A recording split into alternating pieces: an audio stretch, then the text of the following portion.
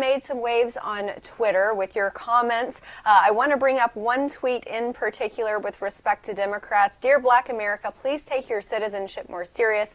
Don't talk about oppression and systemic racism when it's convenient. Yes, the GOP needs a revamp. It's already on. I'm here to stay. The Dems and progressives are exactly who Malcolm X said they were.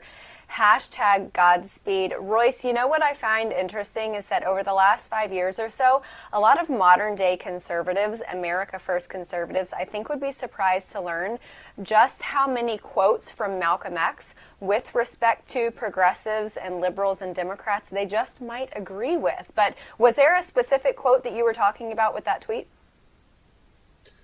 Well, I think Malcolm X was keen on the idea of white liberals being a danger to the Black community. By way of false promises, by way of befriending the Black community under false pretenses. And I think the same thing has remained true to this day. We're talking about Roe versus Wade a lot in this past week here.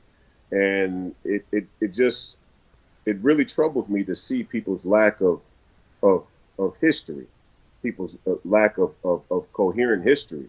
And the Democrats have waged a 160-year war on the sanctity of life. In the 1800s, it was Black people that they arbitrarily categorized or characterized as being subhuman.